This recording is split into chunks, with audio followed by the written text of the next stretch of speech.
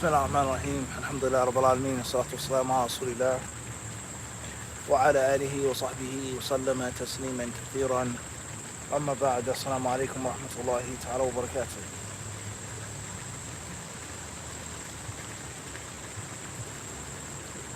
I want to share a couple of books with you guys today, or this morning, bi'idhnillahi ta'ala. First book I got for free from a free library. You know those little houses or little structures they have, wood and glass. You open up the door, you take a free book, and sometimes they say take a book and leave a book. And another book, alhamdulillah, I didn't get from a free library, but I got as a gift. Walillah. So both of them for free. One was given to me, and one I encountered myself by the permission of Allah subhanahu wa ta'ala. Tayyib, Muslim, barakallahu feekum. So the first book is a book that I already have. It's a volume from a very large collection, a very famous and popular collection. It's worldwide, world-renowned. And the reason why I got this volume, what I want to show you, is that we know as Muslims, there are no coincidences and there are no accidents. But rather, instead, everything is decreed by Allah. Everything is the qadr of Allah subhanahu wa ta'ala. Everything is meant to be. So obviously Encyclopedia Britannica, I have the book, the whole set, walillahi alhamd. But it was interesting, randomly, I wasn't expecting to stop and get the book. It wasn't in a part of the city or town in which I normally go and get free books from. So I saw it, I stopped, alhamdulillah. And when I went over there, I was looking, for a couple of paperback books, maybe a small hardback book at best. But to find a full intact volume is relatively rare in a place like that. And it was Encyclopedia Britannica, and look what it was. Islam and life. So one may say, subhanAllah, what's the chances of that? It could have been about science, it could have been about Scotland, this, such and such, but Islam and life. That was the book that Allah subhanahu wa ta'ala destined and decreed for me to come upon in that free location. So alhamdulillah for that. That's interesting, right? And of course the Encyclopedia Britannica, speaking about it and discussing that's a lecture in itself. And like I said, the book is well known, The book is well known. And Allah surely knows best. Second book I want to discuss is a book that's not too well known, in my humble knowledge. MashaAllah, really nice color of the book.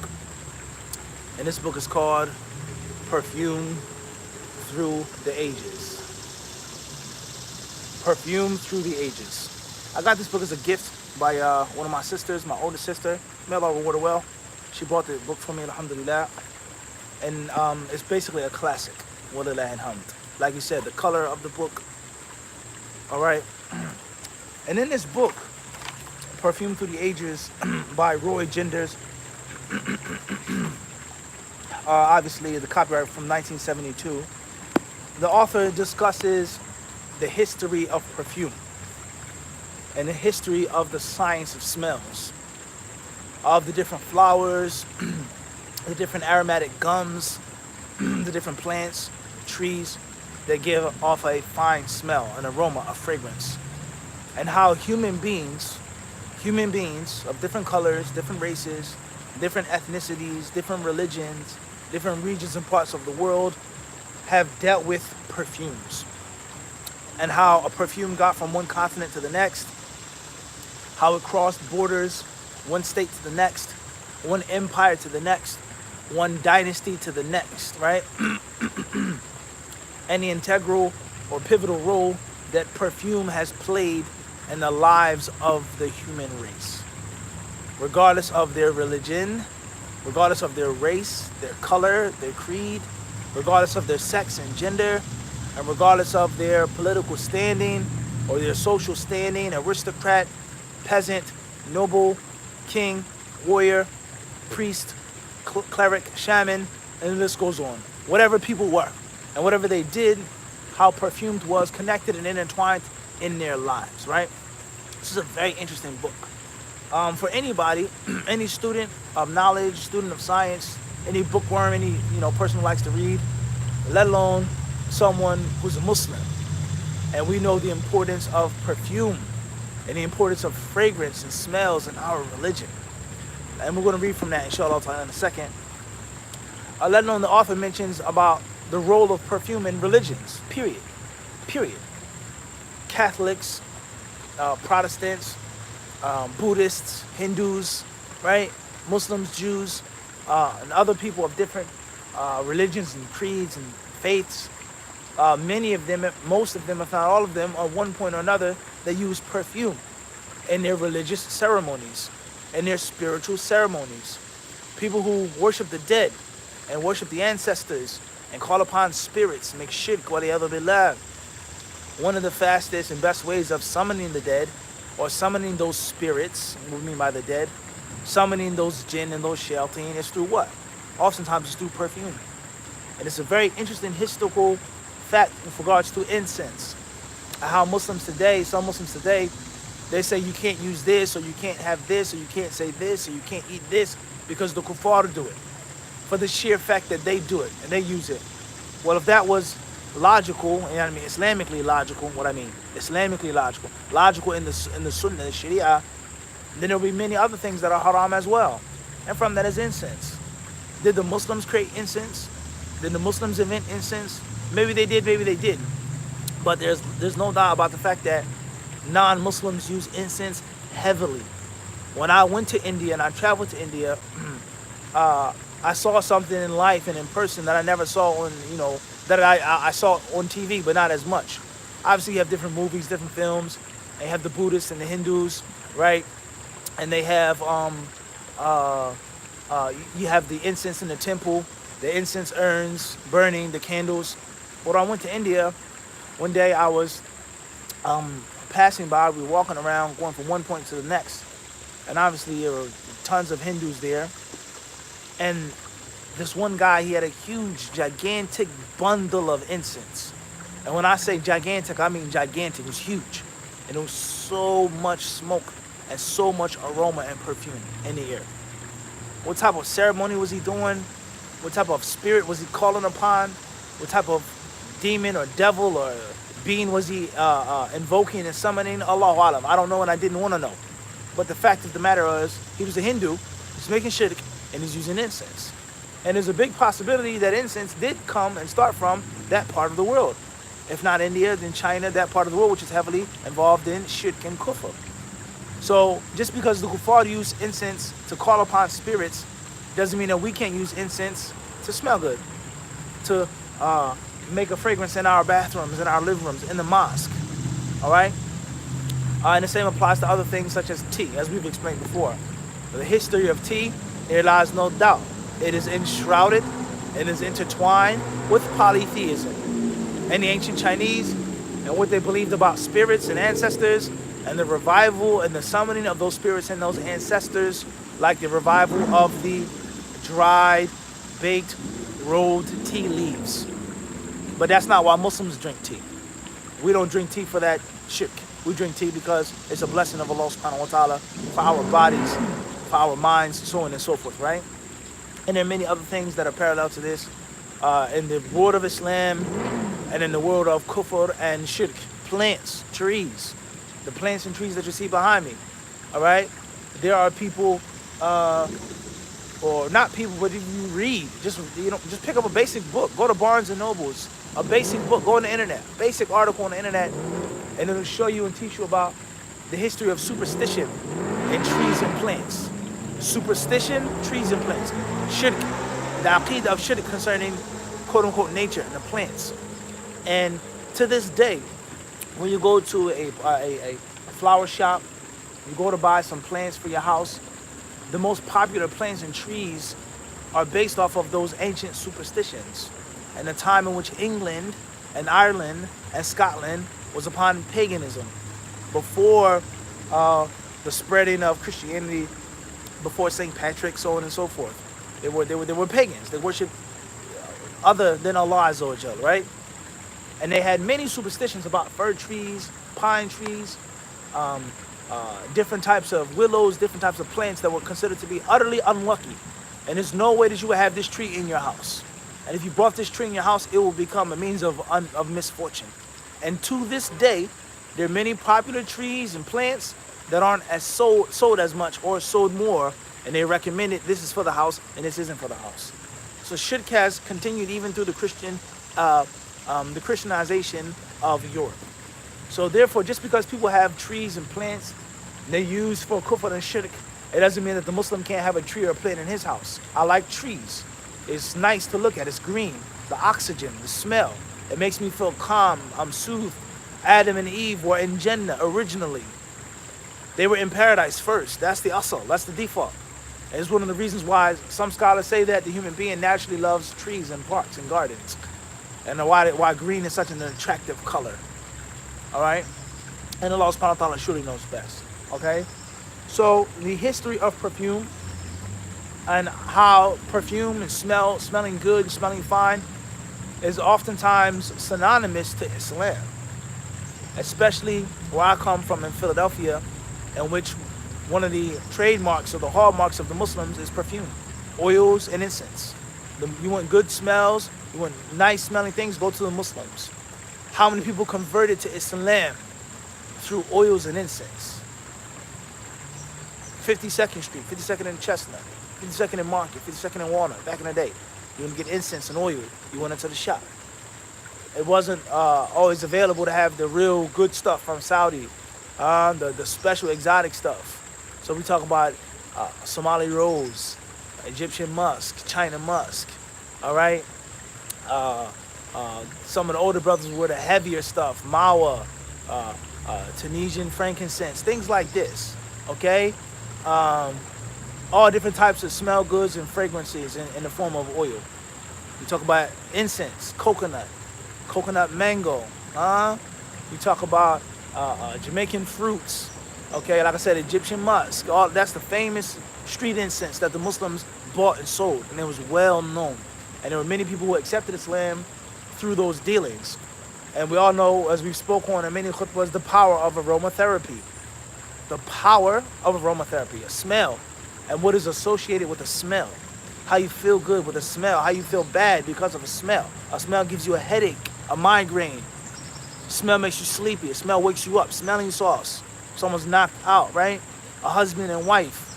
A man who's at battle, he's away, he's traveling, and he has a napkin or a handkerchief or a piece of his wife's silk nightgown, and he smells it, and he thinks about his wife. Okay, when you were younger, you think about your uncle, right? Who had a big belly. He would give you a bear hug, right? And if he had a beard, or if he shaved and his face was scruffy, and he'd give you a big hug, and you knew his smell. You knew that was uncle when you smelled the polo green, or you smelled the English leather, or the brute, or you knew it was your aunt with the Jovan musk on. So smells are powerful, and they're meaningful. And because they're so powerful and so meaningful, and have such an impact upon a human being, they are not far from our religion. And they're not outside of our religion.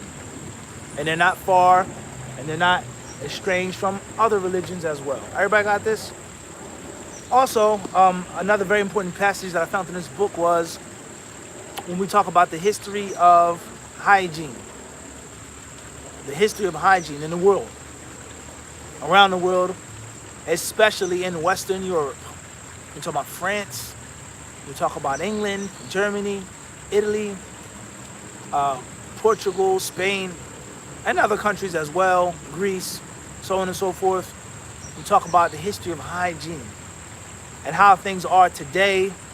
There's a standard of hygiene, a standard of living.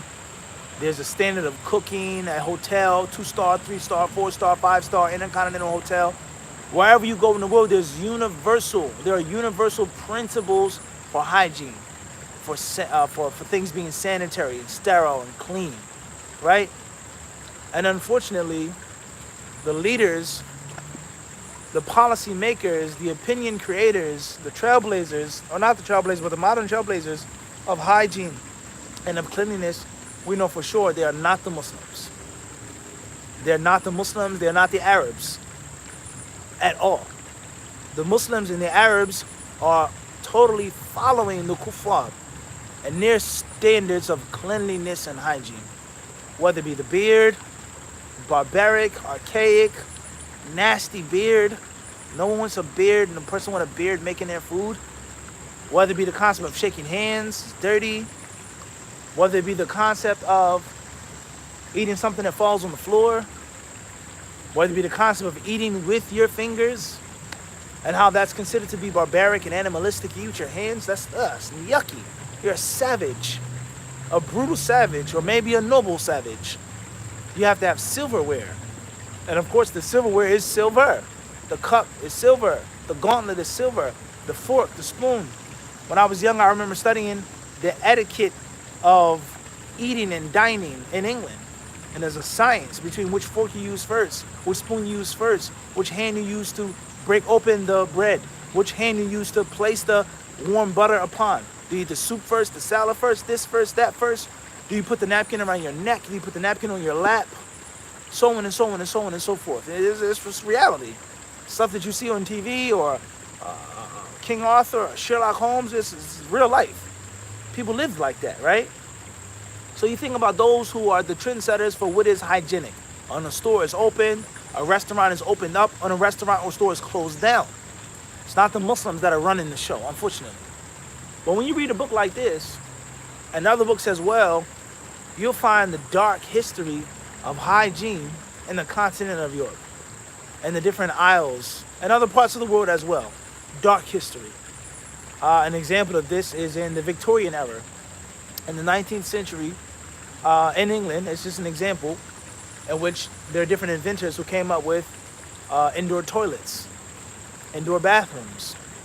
And a very interesting fact is that the indoor bathroom, the indoor toilet, had actually preceded indoor plumbing. Think about that now.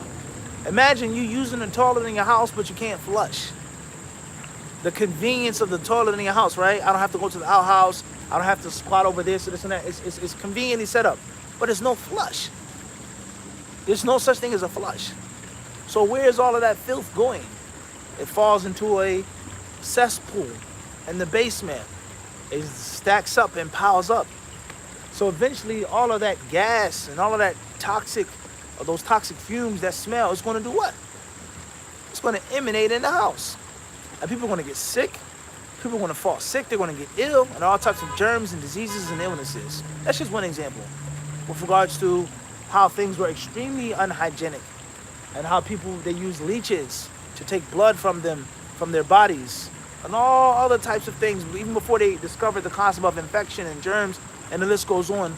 The history of medicine in the world and in Europe, and some of the major discoveries that took place in England, such as the discovery of foxgloves, a shrub and a plant that was crucial, and the discovery of certain medicines and serums, things to cure people, and the list goes on.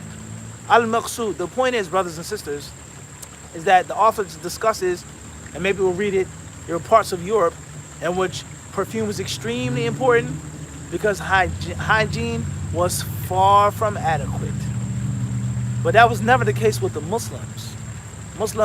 The Prophet ﷺ, كَانَ إِذَا ذَهَبَ الْمَذْهَبَ أَبْعَدَ. Whenever he wanted to use the bathroom, he would go far away. And the hadith in Sunan Nasa'i and others, when he was sick and ill or tired, he would relieve himself in the house, urinate in the house. But that wasn't the normal standard. So the concept of the bathrooms, the concept of hygiene, and the concept of how things are today, they're clean and flashy and wow. But don't be fooled, don't be tricked. Read history 50 years ago, 100 years ago, 200 years ago. Things were totally different. And the Muslims were the clean ones. The Muslims had the siwak, in which you would rather die than go to the dentist in the 18th century. In Germany and France, you'd rather die than go and get a tooth pulled. Muslims, they knew the importance of washing your mouth, rinsing your mouth, brushing your teeth, eating in moderation. They knew the importance of these things. Making wudu before you go to sleep. Rinsing out your mouth before you go to sleep, right? So what's important is, it's a very interesting book, Perfume Through the Ages.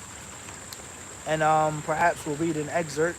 But before we get to the excerpt of the book, I would like to share with you guys, show you some of the illustrations in the book.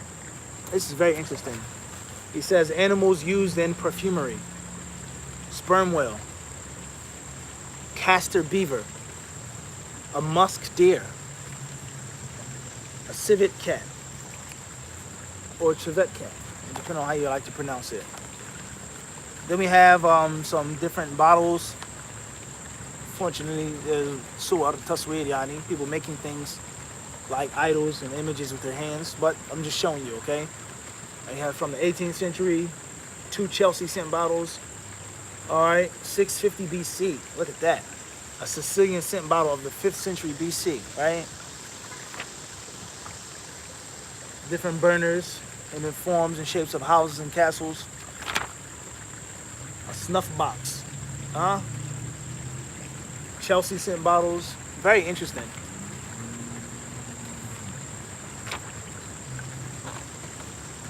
Look at that.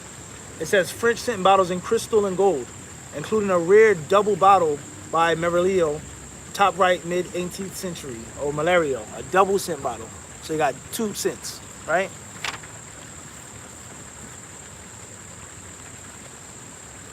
Potpourri, all right? People say potpourri today. Where does that come from?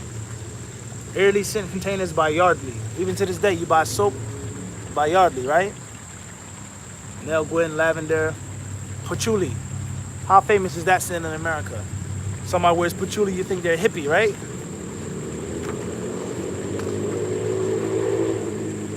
Tayyib. Now, inshallah ta'ala, let's read an excerpt from the book after I've shown you some of the illustrations. A lot of poetry in this book as well. It's a really, really cool book, mashallah. Contents: the mystical quality of scent. Smell, the most neglected of our senses. Emotional response, stimulation of scent. The olfactory senses. Odors of the saints. The mystery of scent. Chapter 2, perfumes of ancient Egypt. The Garden of Eden. The early spice traders. The incense rolls. Solomon and the Queen of Sheba. Temples of the Nile. Aromatics for embalming. Egyptian women and their love of perfumes. Chapter 3, perfumes of the Jewish people. The children of Israel. Exodus. The holy anointing oil. Frankincense. Perfumes of the promised land. Myrrh and spikenard. The most precious of substances. Sweet smelling henna. Chapter 4, perfumes of Assyria and Persia. The Tower of Babel. The women of Assyria and their use of perfumes. Subjugation of Egypt. The Persian rose. Alexander the Great. The Lydians and their love of saffron. Chapter 5, perfumes of ancient Greece. The perfumes of Greek mythology. First important work on perfumery. Scents and their makers. Medicinal properties. Storax and sweet flag. The use of perfumes on special occasions. Chapter 6, Roman perfumes. Aromatics for religious offerings. Perfumes for personal cleanliness. The Saratis and the lavish use of scent. Beauty preparations, public bathing. Use of perfume by the early Christians. Okay? Frank Panani, the first well-known perfumes. Or I hope I pronounced that correctly. Perfumes of the East. Muhammad's love of perfumes. The first distillations. Beauty preparations of Eastern women. Perfumes for religious rites. Perfumes of Hindu mythology. Indian scents. Perfumes of the Chinese people. Chapter 8. Perfumes of Europe. From Charlemagne to Napoleon. Charlemagne. The early French perfumers. First alcoholic perfume. Carmelite water.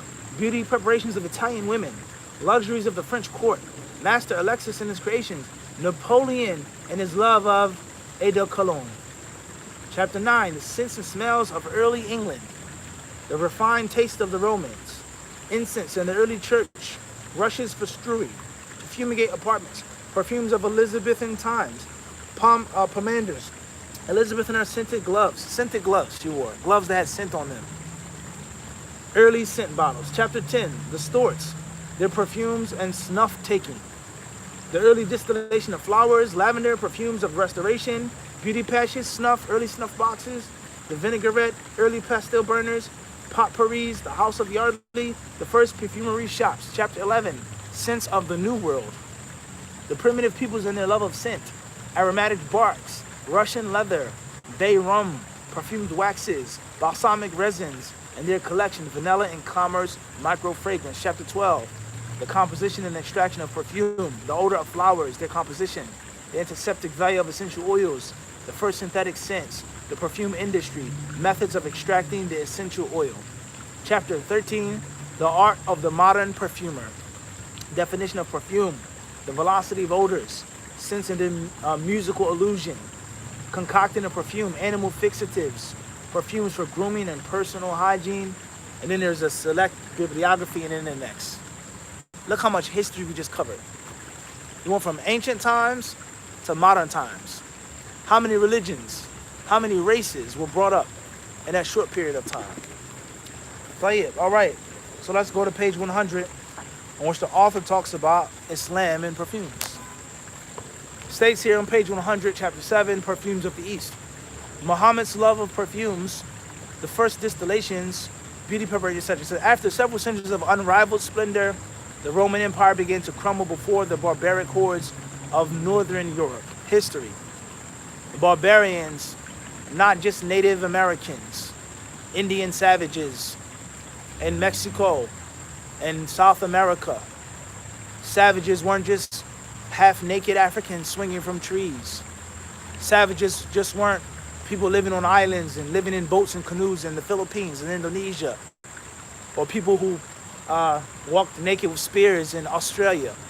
But there were other barbaric savages, quote-unquote, their words, from Europe.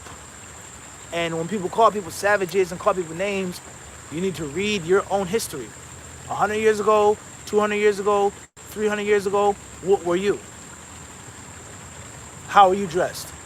What was your language like? What did you smell like? What did you eat like? When was the last time you took a bath? And that's why we always promote the Hadith Disciple, read history. Read the facts. It's not a conspiracy theory. It's not about being a black nationalist. It's about reading books, period. Go to the library and enrich your mind. And a lot of the nonsense that's going on in the world today, you'll have the ability to see right through it. You understand? And one of the most convenient things to do is to erase your history. And many people, they're guilty of this. It's not just white people, black people, Arab people, they're guilty of this. They look at other countries. They look down on other countries. What was their country 100 years ago? How wealthy was your country 200 years ago? It was nothing. Okay? You talk about whitewashing. Arabs want to be whitewashed. Read history and how the different tribes systematically married, systematically had relations with women of fair skin. And it wasn't just we like women with fair skin, but they wanted to whitewash their image. It was uncouth. It wasn't okay to be a dark-skinned Arab, to be a brown-skinned Arab, to be a wheat-skinned Arab. But we have to be pale-skinned Arabs for our European masters to accept us. I'm not saying there were never no fair Arabs. I'm not saying people always had the darkest of skin that were Arabs. I'm not saying that. But it's a historical fact. Is that many Arab countries and nations, they whitewashed their identity. And they whitewashed it systematically. And anyone with a darker skin or a darker complexion, they call them a slave or a servant. But when you go 50 years ago, 100 years ago, 200 years ago, you see some pictures, you read some books, and you'll find that their skin wasn't how it looked today. And it was systematically bleached through process of breeding. So you got to read history, not to fall victim to people's propaganda. That's the point I'm trying to get to, right? Nothing else. All right, so it says here, after several centuries of unrivaled splendor, the Roman Empire began to crumble before the barbaric hordes of Northern Europe. And the appreciation of perfume and luxurious living once again moved eastwards. So we see there's cause and effect in every single thing. It's not an accident why a country is or isn't. It says, on the Byzantine domes of Constantinople, the crescent replaced the Holy Cross, obviously through the Ottomans, Muhammad al-Fatih, Mehmet II, and that groundbreaking success of 1453, in which Hagia Sophia and those other places, the crosses, the crucifixes were toppled, and they were replaced with the signs and symbols of the Muslims. Read your history. It says, the followers of Muhammad bringing with them a love and knowledge of the aromatic gums of Arabia, where the Prophet was born and where he died, By the 10th century, Muslim suzerainty stretched from Arabi to Byzantium, and as far east as the valley of the Indus, encompassing almost the whole of Alexander's Macedonian Empire. Muhammad, who founded his religion upon the right of all men to enjoy material pleasures, delighted in the company of children and women. But next to these pleasures came his love of perfumes, about which he made no secret. Amongst many delights promised to Muslim believers is the Garden of Paradise, Jannat Firdaus, where, according to the Prophet, the most exotic perfumes are to be found. The Quran says that all who have passed over Al-Sirat, a bridge as narrow as a razor's edge, may drink in the pool of Al-Kawthar, the waters of which are whiter than milk, more perfumed than musk, and which will quench their thirst forever. They will then enter paradise in the seventh heaven, under the throne of God, and walk on ground made of wheaten flour mixed with saffron and musk and covered with stones of fragrant hyacinths and pearls. But all of the attractions, none will surpass the black-eyed houris who will welcome the faithful to their fragrant bowers, waving before them embroidered scarves whose motion gave forth perfume. And Lala Ruh Moore has described in a state of ecstasy into which the faithful will be transformed after being welcomed by nymphs created entirely of sweetly smelling musk. For the Arabs, musk is the most pleasantly scented of all perfumes. It is a curious fact that the warmer the climate, the more appreciated are those perfumes which emit a powerful, almost oppressive aroma. In Arabia and the Near East, frankincense and myrrh are most in demand, whilst the Indian peoples love champak and patchouli. But to the followers of Muhammad, musk was considered to be above all others, chiefly because it was the most durable and in the Garden of Paradise. Its perfume would never fade. For this reason, the mosque at Kara Ahmed, built by a wealthy merchant and known as Ipari, meaning musk, was so called because 70 jukes of musk were mixed with the mortar used in its construction. The mosque of Zubaydi, or Zubidai, or Zobiade, at Tauris is also scented with musk, the mortar having retained its perfume right up to the present. To the list of this chapter. Think about that. A building in which they mix the cement, they mix the mortar with perfume so it can always smell good.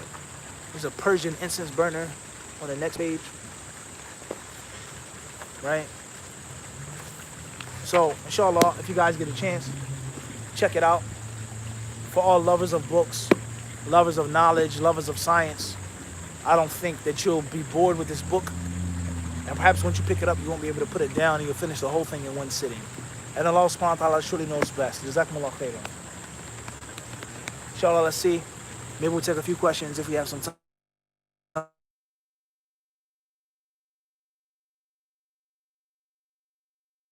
Nazia H. Jazakallah khairan. Thank you very much. Mahmoud Muhammad. Assalamu alaikum wa rahmatullahi wa barakatuh. I hope you and your family are well. Inshallah, Allah yahfadhukum. Alaikum salam wa rahmatullahi wa barakatuh. Allah yahfadhukum. You as well. Thank you so much. Jazakallah khairan. I really appreciate the dua. And thanks for watching. Assalamu alaikum wa rahmatullahi wa barakatuh. Hayakum Allah baramla min akhuk fillahi Aba Qahwa William Al-Kansensi. Alaikum salam wa rahmatullahi wa barakatuh. Barakallahu fikum. Akhi William ibn William. Allah hayikum. Bilal, hey, Paris, France. Assalamu alaikum, Sheikh. What can we do for the Uyghurs in China? Alaikum salam wa rahmatullahi wa barakatuh. Well, of course, you already know I'm going to say make dua. And that's not a bad thing. You know, the power and the strength of dua. As far as tangible reasons, try to make some type of political representation for them.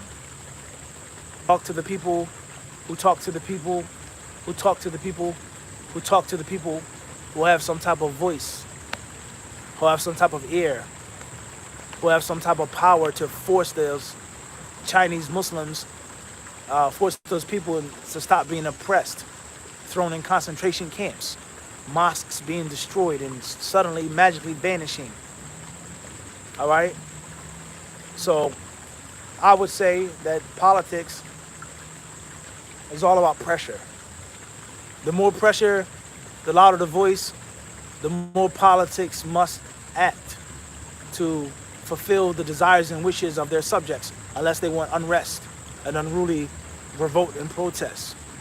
So talk to those people in those places and those who have that status and force them to take some type of action. And this is unconstitutional in America, China, wherever. It's not right, period. It's inhumane. It's. Do the best that you can.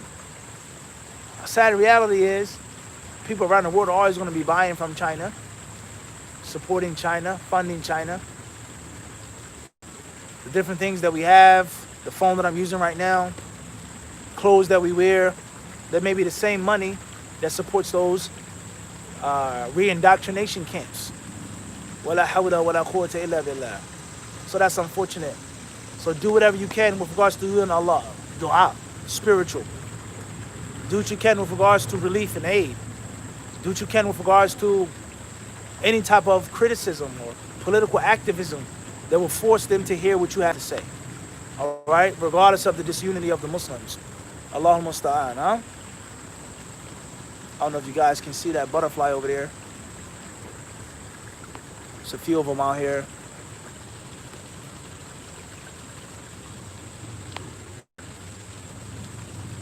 See it? I can't see it anymore on the camera. See it? It's right in the middle. It's a nice color. It's like black and blue.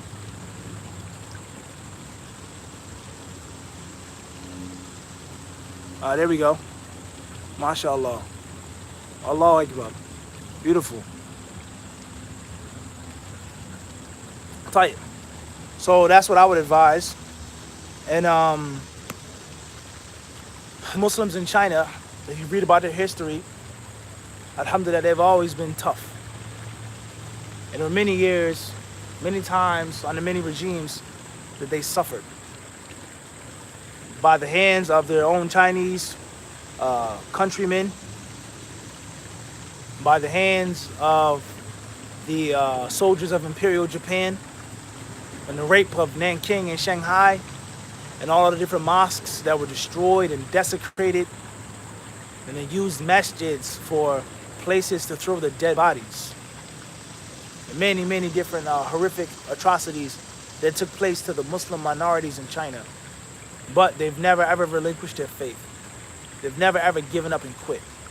So we ask Allah Azza wa Jalla to have mercy upon them and grace, support them, to help them over their oppressors, and to wake us up, the Muslims who oftentimes support the oppressors of our Muslim brothers and sisters. Unfortunately. Allah musta'an. Tayyib.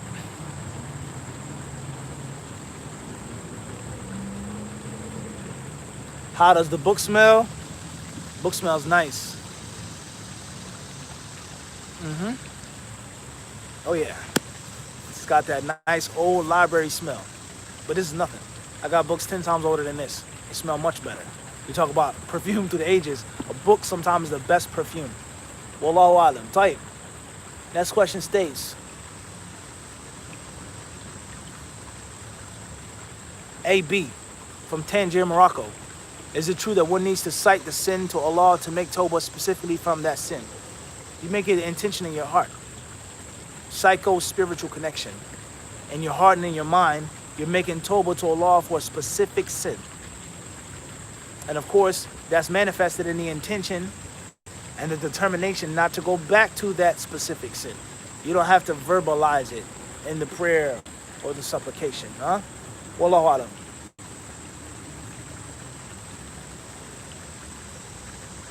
Alaykum salam wa rahmatullahi wa barakatuh. Abdur Rakib Rahaman Al-Khuffain. Barakallahu fikum.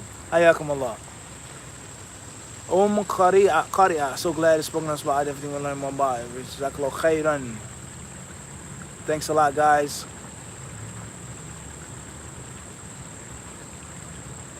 Mahmoud G. Barakallahu fikum. Aren't these illustrations forbidden as they're mimicking the creation of Allah and they have faces? Thought we mentioned that. Muhammad Andalusi. Hayakallah.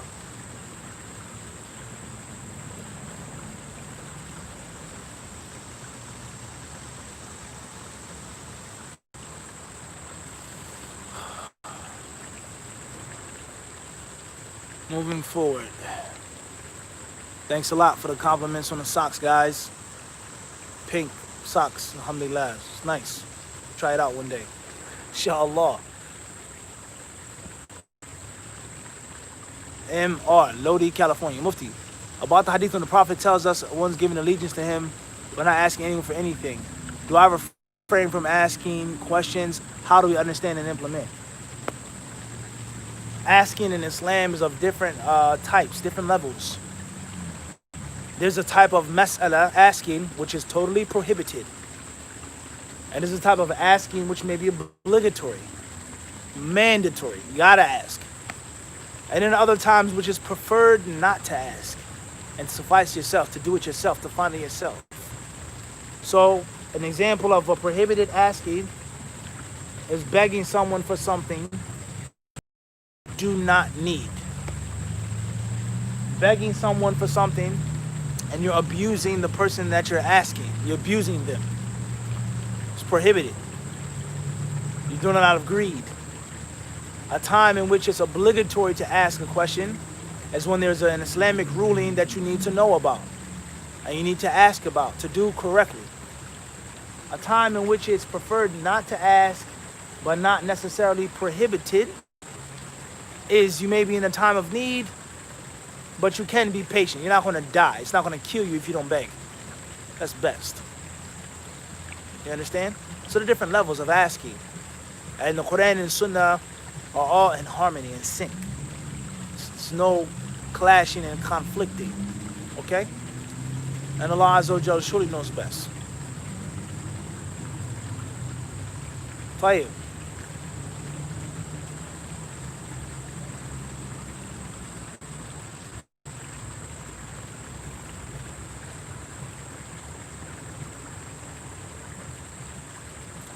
Assalamu alaikum, Sheikh. In London, are there recommended incenses? I've heard statements from Ibn al-Qayyim rahimahullah saying Luban, frankincense is recommended. Do you know of any others? Wa alaikum assalam wa rahmatullahi ta'ala wa barakatuh. I'm not too sure about that with regards to authentic hadiths regarding special types of incense. Allahu A'lam.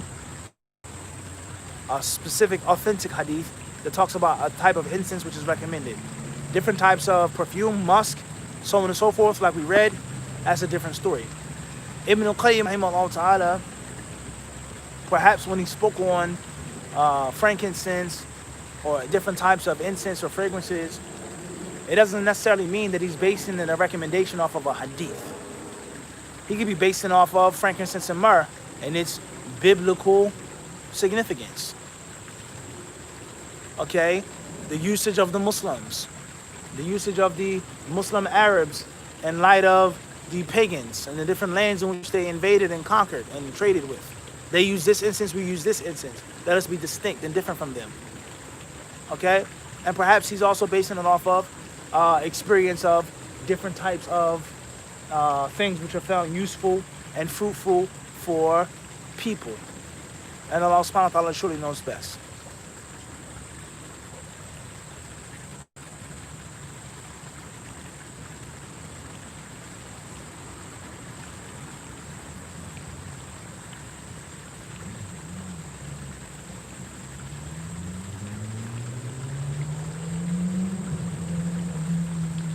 Hey, yes, I'm London Kid. Assalamu alaikum, brother.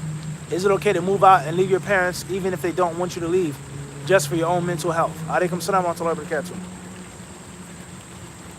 Living with your parents isn't necessarily obligatory unless they need your service. They need your service. They need your support.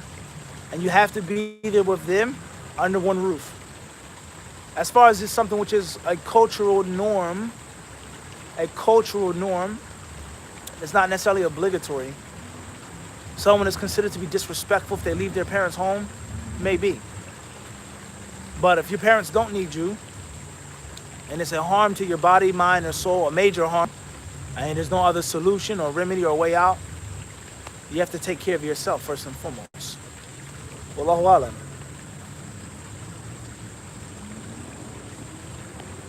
Question states,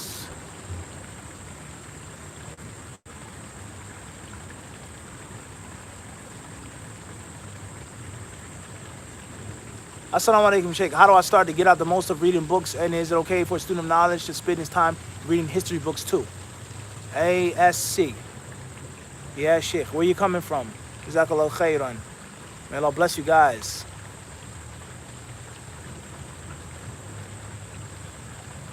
You gotta mention your city and state, guys. Don't forget.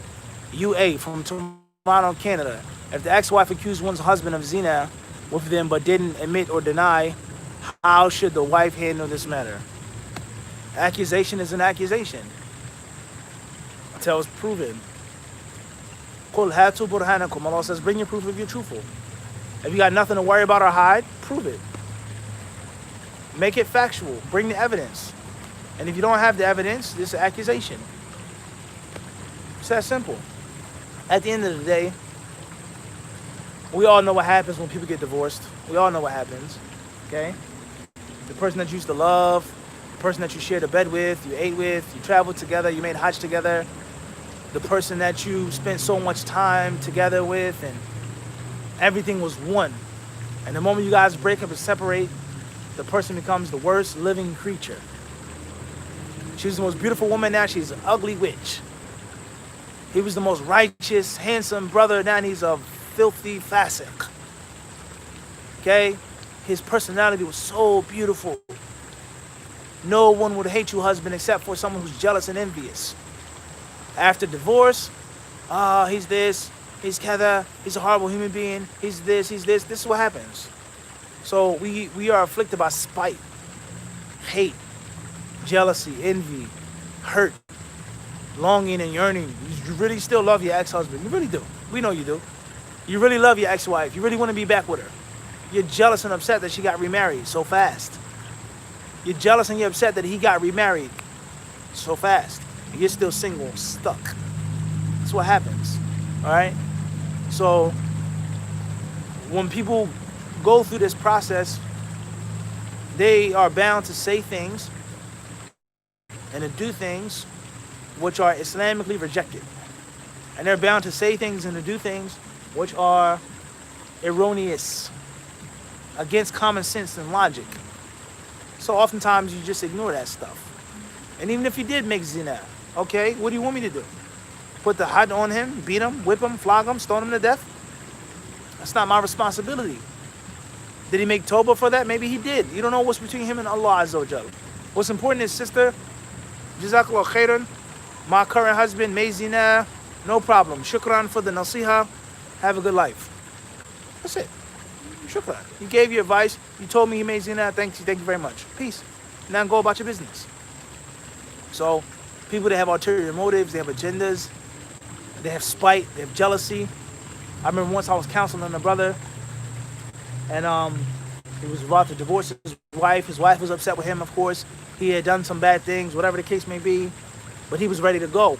I can't do this no more. If she doesn't listen to me, blah, blah, blah, blah, blah. All right, no problem. So I asked the brother. I said, Yahi. And this couple, they were from the Middle East. I asked him. I said, are you sure you want to divorce her and let her go? He said, yes, I'm sure. Can't live with her like this. I'll never agree to this term that she's asking me to do. So I said, can you stomach the sight of you walking down the street, going to the masjid, going to Jumu'ah, going to Eid, and you see her holding another brother's hand? Brother Abdurrahman, Brother Ahmed. You see your ex-wife, the mother of your children, with a glove on, holding his hand walking down the street. Can you stomach the thought of that? Of course, the brother said, no, a'udhu billah, abadan. So I said, well, there's your answer. Don't divorce her then. If you're still caught up and tied up and have a jealousy, if you still can't think of another man holding your wife's hand, let alone laying with her, sleeping with her, having sex with your wife, you can't even fathom the thought. Why divorce her? So many people, they make silly mistakes, they make hasty, irrational decisions, and then they regret it later on, but it's too late. And oftentimes when they can't get their way, they can't get back, or whatever the case may be, the person moved on, Allah gave them someone bigger and better, then they start slandering the person and making up stories. Or if it's not a story and it's not slander, they just start attacking their personality. What does that sin have to do with anything? What is that going to change? So Allah, He tells us, وَلَا تَنْسَوْا الْفَضْلَ بَيْنَكُمْ. Don't forget the virtue that you have over each other. Don't forget the favors that she did for you, akhi. Don't forget the favors that so on and so forth. Everyone understand this? So that's my advice. Is not to slander your ex-husband. Don't slander your ex-wife. Don't make her look like a demon or a devil. She lived with you. She gave you children. All right? Things were wrong. Yes, you did wrong. She did wrong. It didn't work out. But don't turn into what we call a ghiba or a giba fest. To just eat the flesh of a Muslim just because you're not with them anymore. That's dangerous, all right? And also listening to people who are bitter and sour and burnt, or you say salty, that's also dangerous. It's no good that's going to come from a bitter, sour, salty person. Even if it's the truth, khalas. You just stay away from them. You live your life, work and focus on your marriage. And if your husband did this wrong or that wrong, Allah will take care of it. Allah will expose him. Allah will punish him. Or Allah will forgive him. It's not your business, someone's spiritual standing. All right? Let alone the fact that we got to make sure that our intentions are sincere and pure. Sincere and pure. So we talk about husband and wife, ex-husband, ex-wife, and so on and so forth. We talk about dawah. They say things about a brother. Brother Fulan said this. Brother Fulan did this. Brother Fulan, I have this secret about him. I have this dirt on him. Oh, don't think he's that righteous. Blah, blah, blah, blah, blah, blah, blah. Okay, no problem. So I'll admit and I'll accept the fact that I'm a deviant. I'm not Salafi. I said this, I did this. This one warned against me. No problem. But do you and will you accept the fact that you're a jealous, green-eyed monster? Will you accept the fact that you're a hater and that you're a crab and that you're envious? People, they can't, they can't put their money where their mouths are, as we say, at the gambling table. You got something to say? You want to be tough? Put your money down. Let me see your money on the table. Let's gamble. I'll accept this. I made zina. I did this wrong. But can you accept the fact that you're a bitter, scorned woman or a bitter, scorned man? You're salty because she remarried and the brother that she remarried looks better than you or has more money than you or has more knowledge than you or he appreciates her more. You're mad. You're upset. You thought and you felt that he could never find another woman in the world once he left you. You thought and you felt that she could never, ever move on to any man unless it's through you. You're the God's gift to women. That's what you thought. Allah blessed her with something better, something more pious. Now you're mad and you're angry. And you want to slander the sister. Or you want to slander the brother. Stay away from that. Avoid that. And if a person did do wrong and they have made mistakes, that's fine. But do you accept the fact of what you are? Your husband is such and such, and what are you? And this is one of the dangers of psychology and the people calling people's names, calling people narcissists and things like this. Everyone's a narcissist. He's a narcissist. She's a narcissist. That's the most common word today, narcissist. Everyone's an expert on narcissism.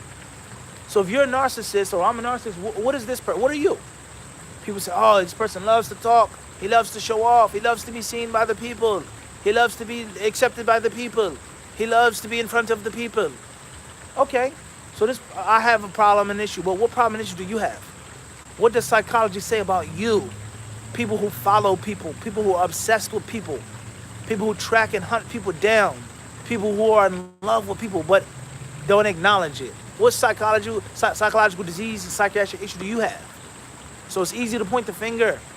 It's easy to shoot an arrow at someone. But defense is a different story.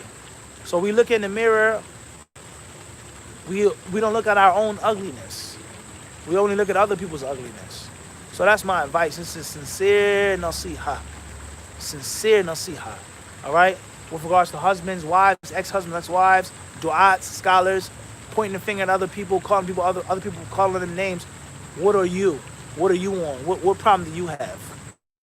And Allah Azza wa Jalla surely knows best. All right, this is going to be our last question I'm going to take today. Stays here.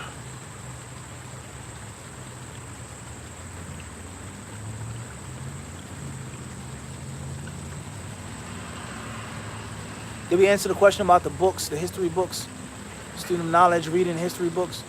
I think did we skip that question?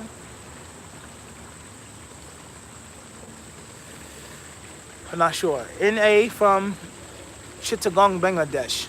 Do I have to keep the collar of my shirt unfolded while praying, as it is haram to keep clothes folded while praying? No, you do not. And we have a video explaining that on Mufti Q&A. Tashmir al-Thiyab. Allah Azza wa Jalla knows best, guys. Thanks a lot for watching. Thanks a lot for tuning in. Appreciate all of the love and all of the support. May Allah Azza wa Jalla keep all you guys safe and keep you guided upon the Sunnah. Assalamu alaikum wa rahmatullahi ta'ala wa barakatuh.